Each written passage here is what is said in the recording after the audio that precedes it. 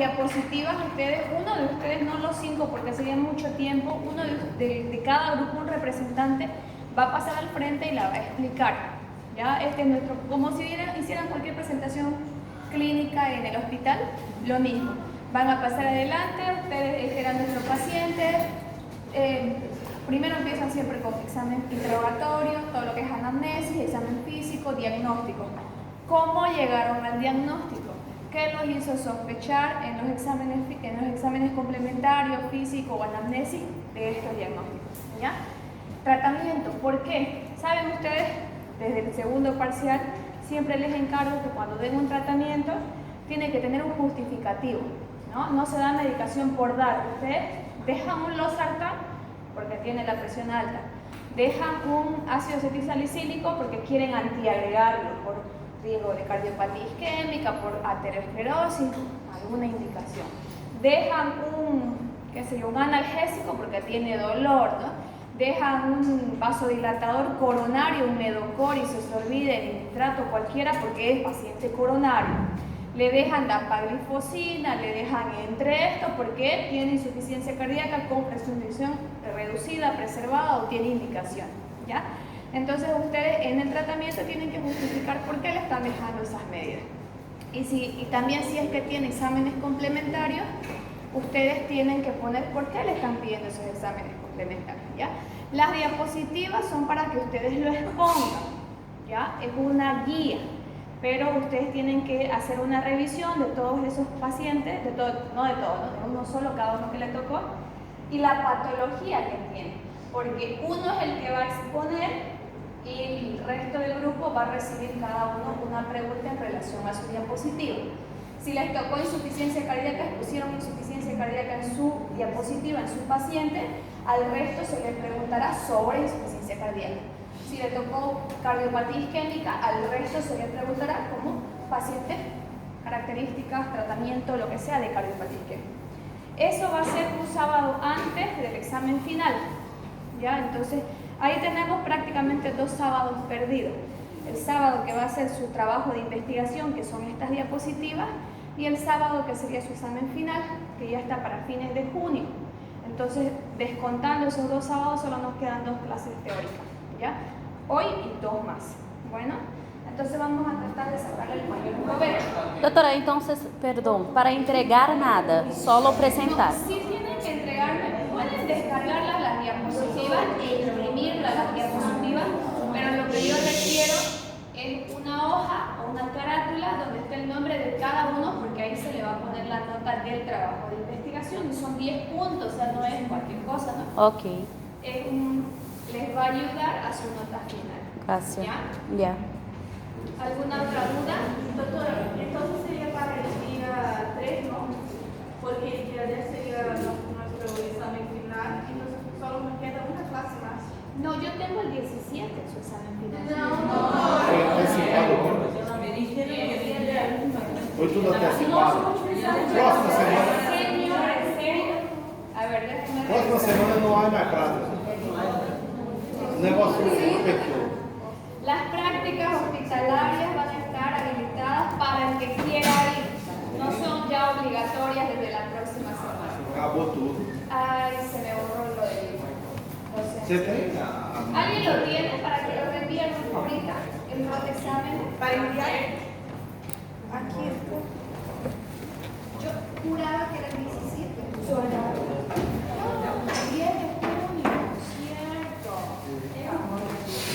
Entonces no, nos queda solo esta y una clase más.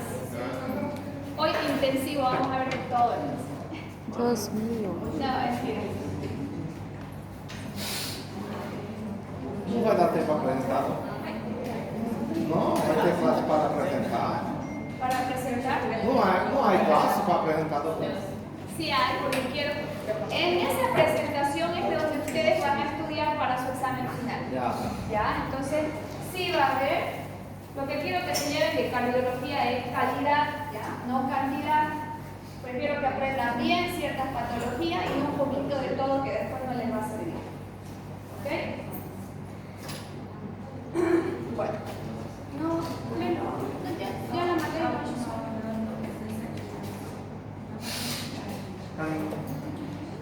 en cardiología hay ciertas.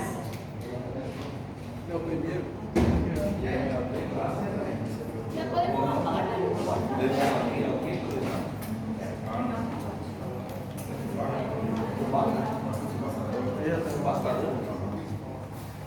Está muy Este es el que no sirve. Este es el que no sirve. No es que estábamos llegando. Ya está, ya. Esse aí de vez em quando tá Ya. bem. Ya, entonces antes de entrar al tema de valvulopatía, como nos quedan lastimosamente 2 clases más de teoría, hoy día vamos a ver un poco de electro, casos clínicos y valvulopatías, y la siguiente clase endocarditis y enfermedades del pericardio. ¿Y cómo se termina? ¿Ya? Ahora, hay ciertas patologías en cardiología que son más frecuentes y es la que quiero que ustedes se lleven más en la memoria y que se acuerden para la práctica hospitalaria. Con los dedos de una mano podemos encontrar las patologías que son más frecuentes en emergencia o en consulta. ¿Cuáles son? Ese es menos frecuente. Hay otra, hipertensión. Hipertensión arterial, ¿ya? Insuficiencia cardíaca, infartos, ¿ya? Chagas y arritmias, ¿ya? Entonces esas 5 es las que ustedes tienen que prestarle un poco más de atención. No digo que las otras enfermedades sean despreciables, sí hay un porcentaje de pacientes, porque incluso se pueden coexistir, ¿no? Un paciente con una miocardiopatía dilatada severa con insuficiencia cardíaca hace insuficiencia mitral moderada severa dependiendo de la dilatación. La dilatación del ventrículo izquierdo va separándome las valvas y me va produciendo una insuficiencia mitral o tricuspidia, si es en el lado derecho, ¿ya? Entonces, hipertensión, ¿qué es lo importante en hipertensión? ¿Qué es lo más importante en hipertensión? Diagnóstico oportuno y orientación al paciente, ¿ya? Que nunca se les olvide, diagnóstico oportuno y orientación al paciente. ¿Por qué la orientación? Porque si el paciente no conoce sus cifras, no sabe que tiene presión alta y no sabe y no entiende que tiene que normalizar, ese paciente a futuro va a volver con insuficiencia cardíaca, con enfermedad renal crónica o con retinopatía hipertensiva, ¿ya? Deterioro visual, falla renal, falla cardíaca. Órganos blancos, órganos diana que se dañan con esta enfermedad, ¿ya? En insuficiencia cardíaca, ¿qué es lo importante? Obviamente en hipertensión los medicamentos, no tienen que saber por lo menos uno de cada familia. En su examen final va a entrar una tabla con fármaco, dosis inicial, intervalo de dosis, un efecto adverso por lo menos y va a entrar los fármacos más comunes, ¿ya? Uno de cada familia tienen que conocer. Y esto es fácil, enalapril, ¿no? Aradol, losartán. Beta bloqueantes, carvedilol, bisoprolol, atenolol, nebivolol. Bloqueantes cálcicos, amlodipino, nifedipino. Diuréticos para hipertensión, preferible, diuréticos tiacídicos, hidroclorotiazida. Para insuficiencia cardíaca, preferible, diuréticos de asa, furosemida, ¿ya? En insuficiencia cardíaca, un diurético suave, pero que tiene otros efectos, la espironolactona, los antagonistas del receptor del mineralocorticoide, ¿ya? Otros medicamentos como los hipolipemiantes, ¿ya? Para colesterol siempre estatinas, que nunca se les olvide, no confundan, no me dejen fibratos para tratar el colesterol, ¿ya? Colesterol, estatinas, triglicéridos, fibrato, ¿ya? Estatinas, atorvastatina, rosuvastatina, simvastatina, pitavastatina, todas terminan en ina, no hay cómo perderse. Los fibratos tenemos el ácido fenofíbrico, el genfibrosilo, ¿ya? Esto siempre es un punto de confusión en medicina porque se confunden los medicamentos hipolipemiantes. A veces dejan estatina para todo, para colesterol y triglicéridos, y que no es así, ¿ya? Una hipertrigliceridemia de 300 no va a bajar con estatina, ¿ya? Insuficiencia cardíaca. Lo importante son los pilares en el tratamiento de insuficiencia cardíaca. El diagnóstico ya ustedes lo saben hacer, todos lo han visto en práctica. Es el paciente que llega con disnea, disnea paroxística nocturna, edema de miembros inferiores, hepatomegalia y algún antecedente de base. Tiene chaga, es hipertenso de larga data, tuvo infarto, tuvo alguna enfermedad congénita. Entonces siempre va a haber un antecedente que a ustedes los oriente a pensar que hay un problema en el corazón y que puede llevarte a insuficiencia cardíaca. ¿Ya? Los pilares son importantes porque en los últimos meses se ha visto que esa creencia de que podíamos volver de una etapa a la anterior ya no es así.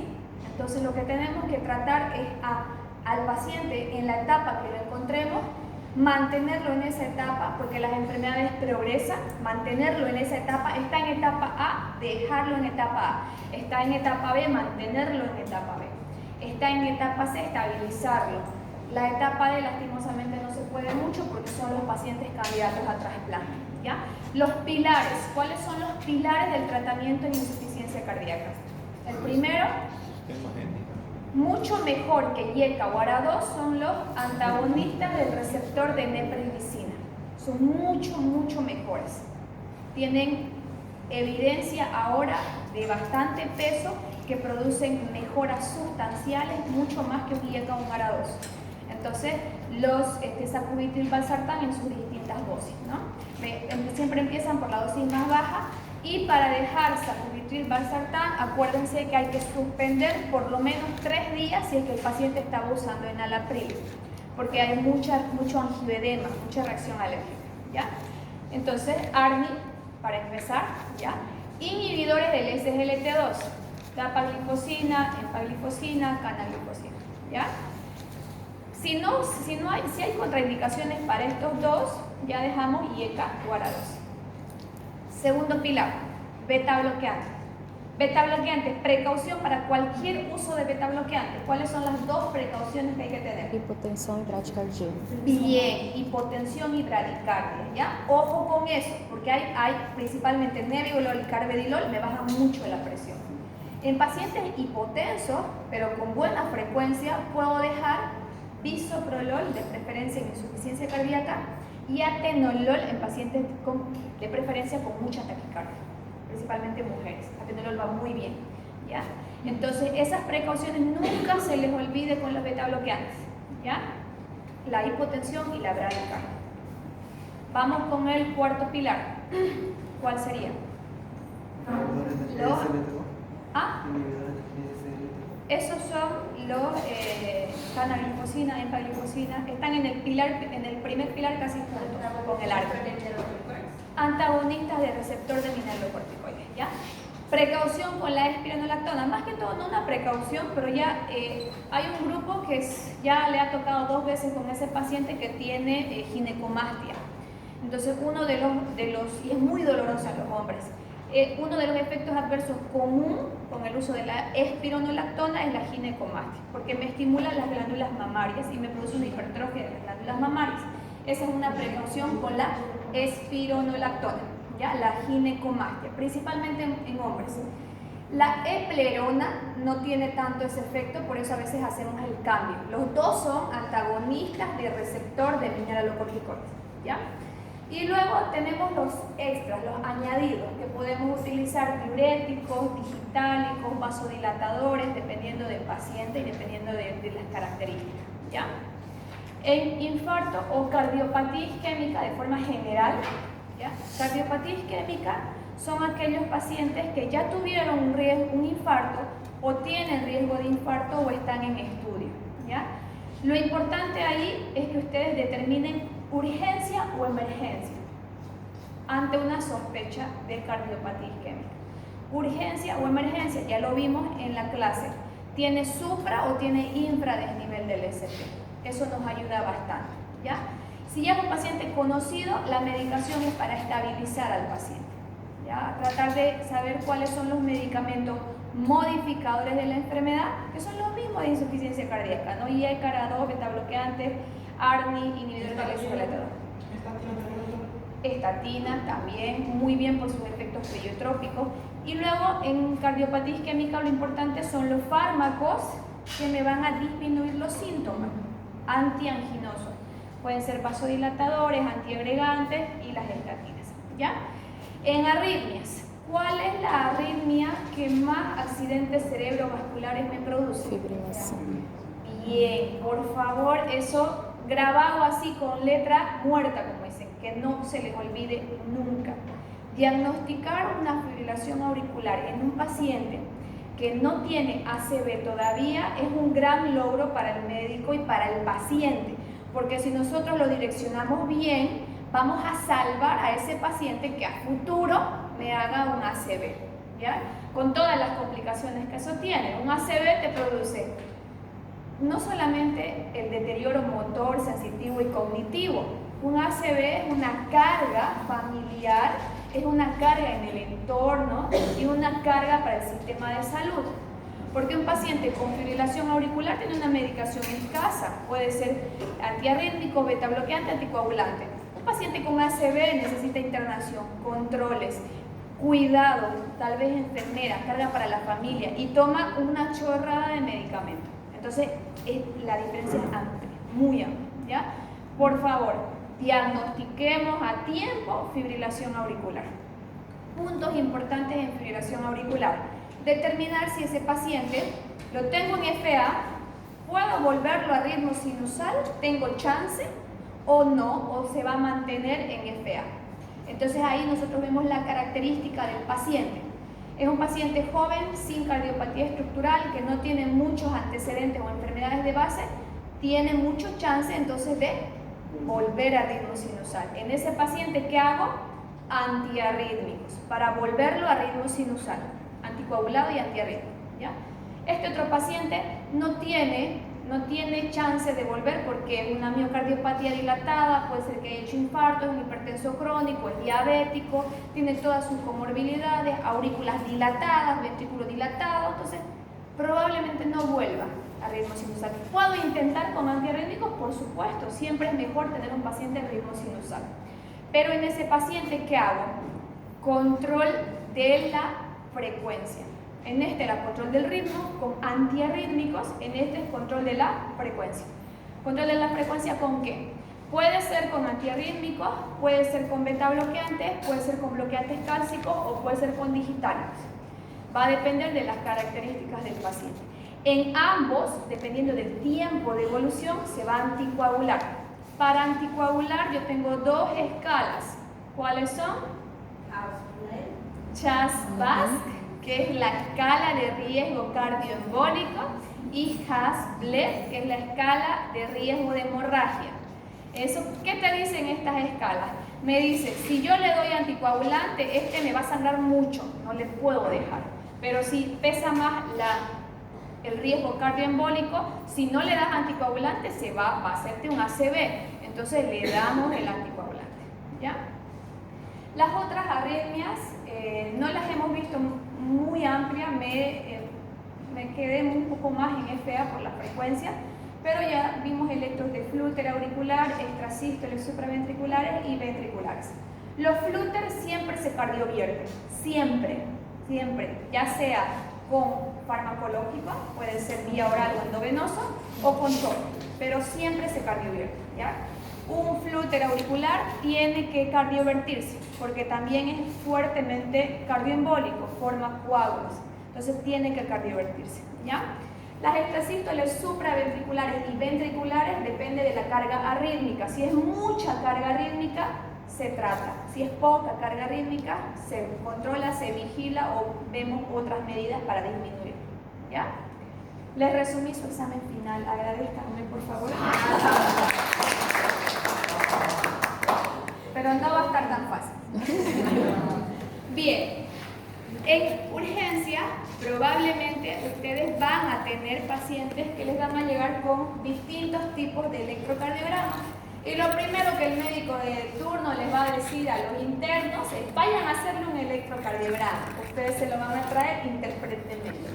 ¿Ya? Entonces vamos a practicar una secuencia para describir y explicar distintos electrocardiogramas, ¿ya? Primero, vamos a ver si el ritmo es rápido o es lento. Ya estamos hablando de un paciente tal vez que llega a la emergencia de cualquier tipo, puede ser con o cardiopatía estructural, ahorita no nos interesa, lo que queremos es interpretar el electro, ¿ya? Primero, ¿es rápido o es lento? Segundo, ¿es regular o irregular? ¿Ya? Acá acá ya tenemos un diagnóstico. Es rápido, es una taquiarritmia. Lento, es una bradiarritmia. ¿Ya? Es regular, puede ser cualquier tipo de taquiarritmia o bradiarritmia, pero si es irregular, la mayoría de las veces es el FA, la mayoría, salvo algunas excepciones. Vamos a ver. ¿El QRS es estrecho o es ancho? Si es ancho y no tiene bloqueo de rama de base, preocupémonos, siempre son ventriculares. Si es estrecho, siempre son supraventriculares, y las supraventriculares son más benignas. ¿Se entiende eso de por qué es QRS estrecho y por qué es QRS ancho? ¿Alguien no lo entiende o todos no lo entienden? Todos no lo entienden. Ya. Antes de pasar, vamos a repasar porque esto lo vimos en abril. Nodo sinusal, hacen internodales, nodo AB, tronco del GIS, rama derecha, tronco de la rama izquierda, haz antero superior y posterior inferior. ¿Estamos? ¿Qué es eso? Sistema de conducción cardíaca o sistema eléctrico de conducción cardíaca. Ya. La onda P, Q, R, S y T se forman por la despolarización de todas estas células en el corazón. Nodo sinusal, despolarización de las aurículas, tenemos onda P.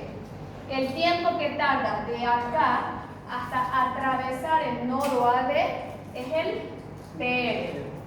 El tiempo que tardan todas las células en despolarizarse ventriculares es el QRS.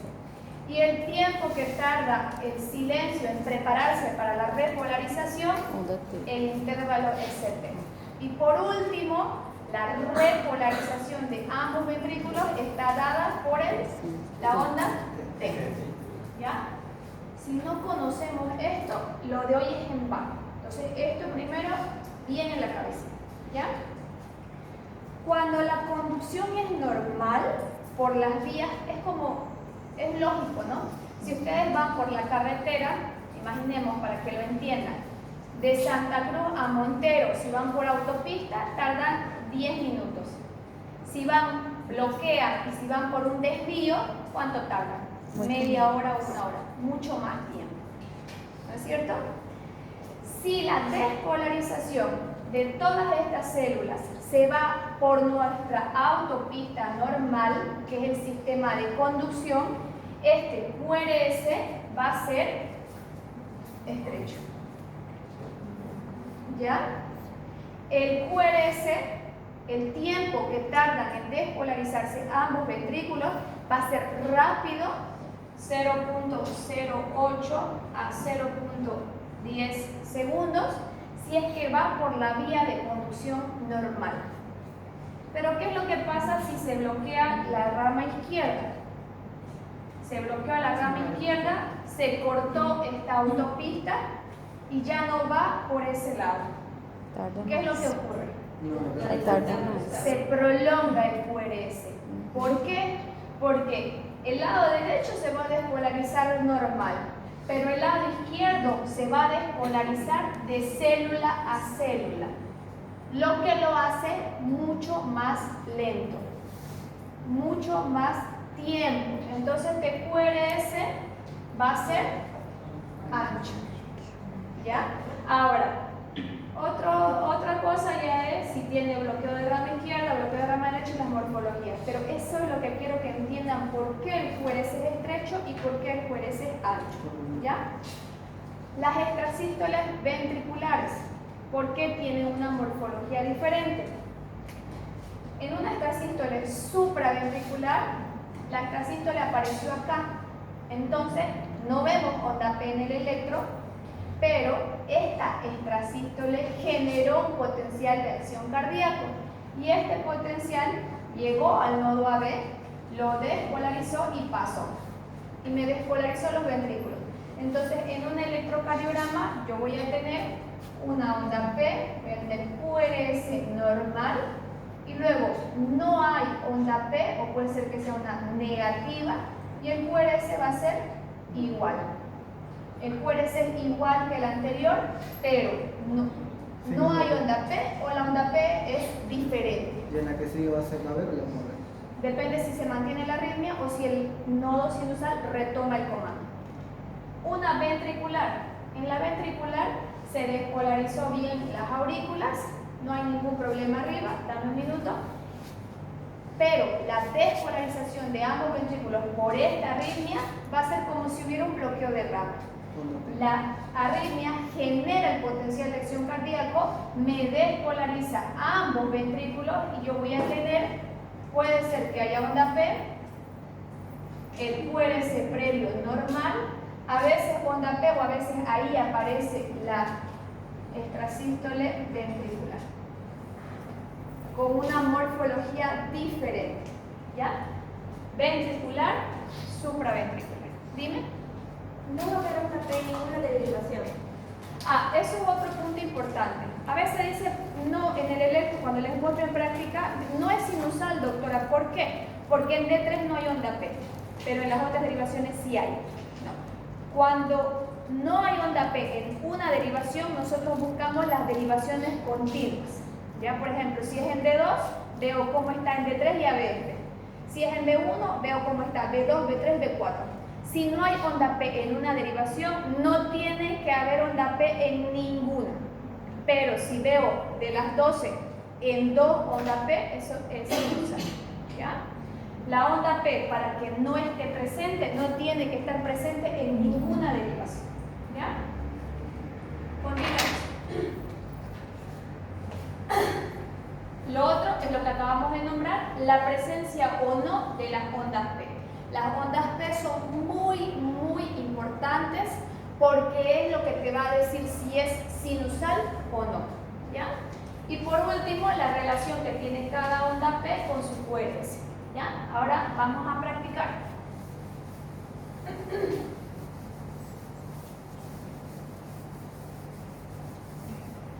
Bien.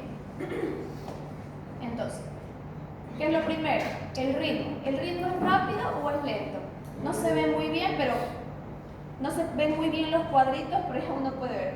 300, 150, 100, 75, 60, 50. Lento, ¿no? Ritmo lento. ¿Es regular o no es regular? Es regular. Si nosotros agarramos un papelito, marcamos la R y comparamos esta R con la siguiente, es regular. ¿Ya? Tercero, ¿el QRS es estrecho o es ancho? Es estrecho, muy bien. ¿Hay ondas P? Sí. Hay ondas P, onda P, onda P, onda P, onda P. Perfecto. Cada onda P está seguida de su QRS. Sí. Bien, hay una relación P-QRS normal. ¿Ya? ¿Cuál es el diagnóstico más probable? Una bradicardia sinusal. La mayoría de las veces fisiológica. Nada de qué preocuparnos. ¿Ya? El manejo hay que buscar si es que esta bradicardia es mucho, está dando sintomatología o en otros momentos con Holter disminuye mucho más la frecuencia. Puede ser que se trate de una disfunción del nodo sinusal o si se mantiene siempre igual y es un deportista habitual, esta es una bradicardia sinusal fisiológica del deportista. ¿Ya? Siguiente.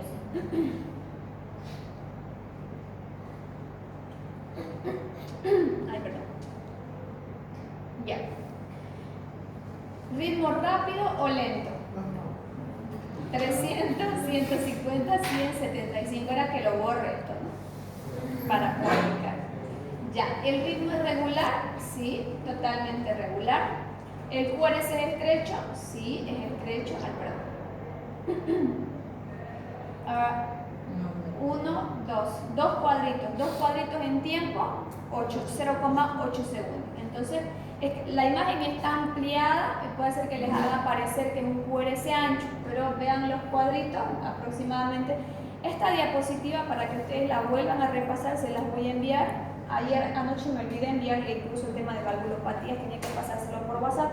Esto en su celular o la computadora lo van a ver mejor los cuadritos, para que empiecen a contar, a medir, ¿ya? ¿Hay onda P o no hay onda P? Hay. Entonces, y lo que llama la atención, que aquí ya se los marqué, es el intervalo PR. ¿Normal hasta cuánto? 25. 0,20. 0,12 a 0,20 es normal. Menos de 0,12, intervalo Pérez corto, algunas veces relacionado a síndrome de preexcitación, que no lo hemos visto. Y cuando está prolongado, ¿qué es? Bloqueo AB, no cualquier bloqueo. Porque tenemos bloqueo sinusal, tenemos bloqueo sinoauricular, esto es bloqueo auriculoventricular. ¿Ya? El manejo, nada, vigilancia, solamente lo vigilamos. ¿Ya? Siguiente. ¿El ritmo es rápido o lento? No se ven los cuadritos, pero está más o menos a 50. Lento, então. No se puede, está muy... No se puede. No, está muy difuminada la imagen. Hacerlo más claro. No, creo que ahí nomás. Ya.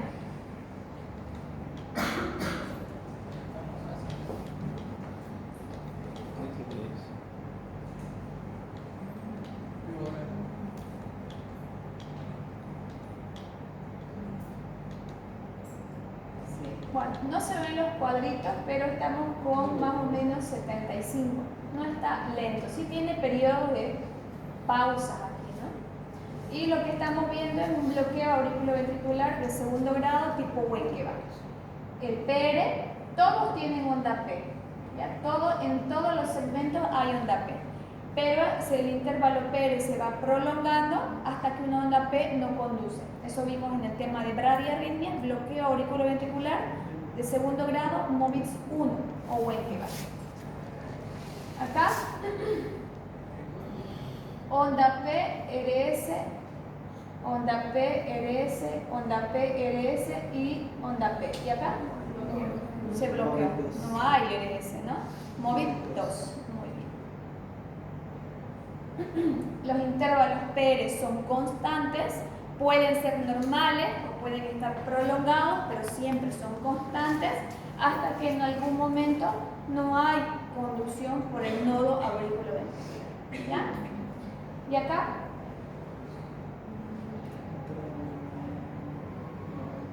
Vamos a ver, acá en B1, ¿qué podemos rescatar?